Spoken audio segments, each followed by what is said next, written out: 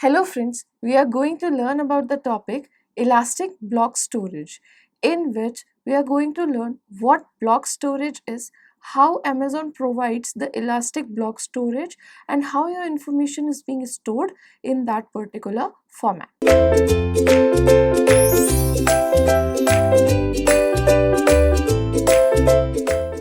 AWS Elastic Block Storage. What it is and how this services is being provided to us. The first thing is Amazon EBS is like a hard drive in the cloud that provides persistent block storage volumes for use with Amazon EC2 instances. Now what EC2 is? It is Elastic Compute Cloud. So these volumes can be attached to the Elastic Compute Cloud instances and will allow you to create a file system on top of these volumes, run a database server, or use them in any other way you would use a block device. So this provides a flexibility for the user with Amazon EC2 services, how you can store your data, you can access it in different ways, and what are the services which you can be provided with. Then the current generations of Amazon EBS offer 4 different types of volumes, each with different characteristics which help to grow the business rapidly. Amazon EBS provides 2 types of volumes, that are SSD backed, delivering low latency with highest IOPS, and HDD backed for streaming sequential access for highest throughput. Thus, this elastic block storage, as we all know, with this block storage we can create volumes and use it like block devices we use. So these volumes, it is created in 2 types. The first one is SSD and the second one is HDD. So what SSD do here is, it is delivering, or it will deliver low latency with highest IOPS, and HDD, what it will do, it will be used for streaming sequential access for highest throughput. Then SSD is best for boot volumes and transactional workload which require low latency and high IOPS. Enterprise applications, relational databases, and NoSQL databases can all support the power of SSD backend. HDD is best compatible for streaming input output and the highest throughput. Applications such as big data applications, data warehousing applications, and staging applications will provide the cost one desires with the performance one needs. That means the performance you require or the performance you need, you have to pay as per that requirement. Then in all cases one can choose the volume type one needs. The user can connect different volume types to the EC2 instances. It is also compatible with the applications having different performance profiles.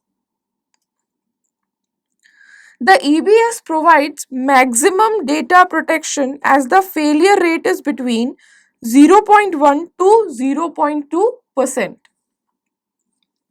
The user can still take precautions by taking point-in-time snapshots for efficient backup, archiving, and recovery for procuring new EC2 instances. Now, what is block storage volume, which is being used in elastic block storage, or which is the major term in elastic block storage? So, a block storage volume works similarly to a hard drive. If you can store any type of files on it or even install a whole operating system on it, EBS volumes are placed in an availability zone where they are automatically replicated to protect data loss from the failure of a single component. But since they are replicated only across a single availability zone, you may lose data if the whole availability zone goes down, which is rarely or really rare. Now, what are the EBS volume types? There are 5 types of EBS volumes. You can use whatever works best for the use case or for the desired enterprise usage. First one is General Purpose SSD GP2. This is the volume that EC2 chooses by default as the root volume of your instance. Then comes, it provides a balance of both price and performance. SSD stands for Solid State Drive, which is multiple times faster than HDD, which is hard disk drive, for small input output operations. Having it as the root volume for your instance can significantly improve the performance of the server. Then its performance is measured in IOPS, that is input output operations per second. Means how many input and output operations our server can per second. These EBS volumes provide a ratio of 3 IOPS per GB with the ability to burst up to 3000 IOPS for extended periods of time. They support up to 10,000 IOPS and 160 MBs of throughput. 1 IOPS is 256 KBs or KB per second of read or write operation. Then IOPS refers to operations on blocks that are up to 256 KB in size.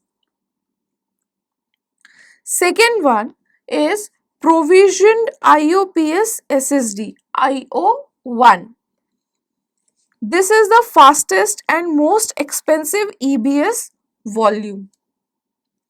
They are designed for input-output intensive applications such as large relational or NoSQL databases.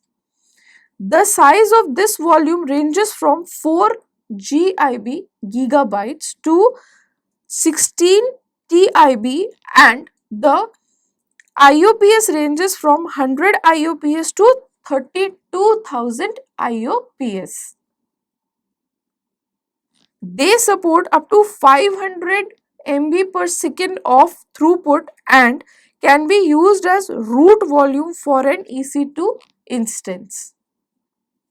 Here, you are charged for the provisioned IOPS along with the storage space of your volume. Then comes throughput optimized HDD, that is ST1. These are low-cost magnetic storage volumes which define performance in terms of throughput. These are designed for large sequential workloads like big data, data warehouses, and log processings. You will probably use these volumes for the Hadoop cluster in the enterprises, or if the enterprises uses it, they use it for the Hadoop clusters. They provide throughput of up to 500 MBs and cannot be used as root volume for an EC2 instance. Then comes cold HDD, that is SC1. This is the fourth type of volume which can be used in block storage. These are even cheaper magnetic storage than throughput optimized.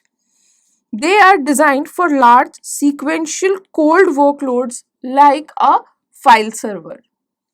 They are good for infrequently accessed workloads and provide throughput of up to 250 Mbps.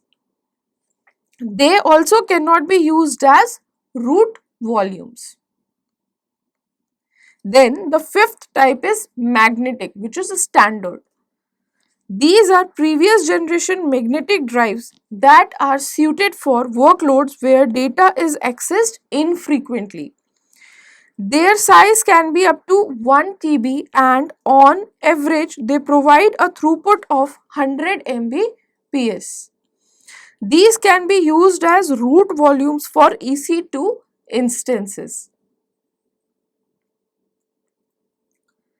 Then the snapshots for EBS.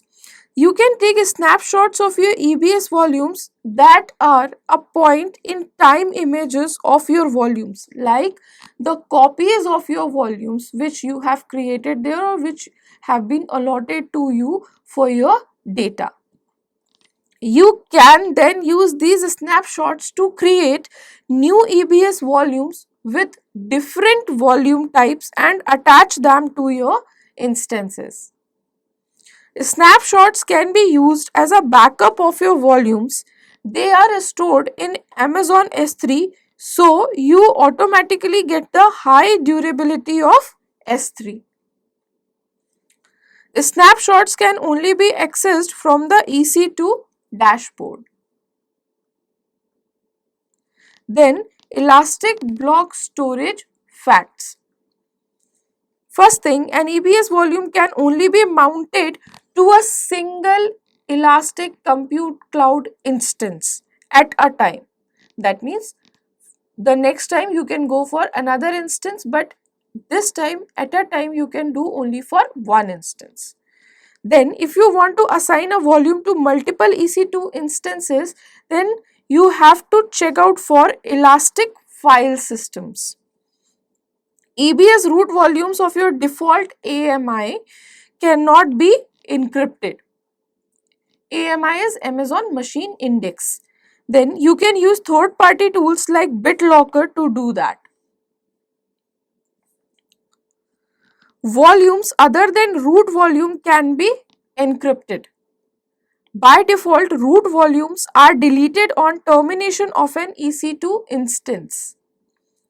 You can copy snapshots between AWS regions to create volumes in different regions. The size of an EBS volume can be up to 16 TB. Now, what are the features of Amazon Elastic Block Storage? AWS Elastic Block Store provides features in various manners such as security, reliability, availability and many more, which is further elaborated. Then the first feature is high performance database. Amazon EBS creates a storage volume and attaches them to the Amazon EC2. After the attachment, the user can create the file system to run the database. AWS EC2 introduces the variety of databases as per the need of the user to maintain the cost and the requirement of the user. For the security purpose, these are placed in the spatial availability zone, so to protect the data from the failure of the single component. Then the another type is encryption. To remove the need to build and manage a secure key infrastructure, AWS EBS, that is Elastic Block Storage Encryption, offers encryption of EBS data volumes, boot volumes and snapshots. The encryption occurs on the servers that host EC2 instances. Then this providing encryption of data as it moves between EC2 instances and Elastic Block Storage. For the security reason, Amazon EC2 is integrated with AWS Identity and Access Management, which enables access control to the Amazon EBS volumes. Then comes managing access. Amazon managed key and the keys created by the user to provide the security to the data. EBS encryption enables data at rest security by encrypting your data volumes, boot volumes, and snapshots which is being created there. Access management is done with the help of IAM, that is Identity and Access Management, which is feature of the AWS account offered at no additional charge. The user will charge only for use of other AWS services by the users. Then snapshots. For the long-term durability, AWS EBS offers point-in-time snapshots of EBS volumes. They are backed up to the Amazon S3. In Amazon EBS, only the blocks that change after the last snapshot save. The user bill only for the charged block. Then comes the elastic volumes.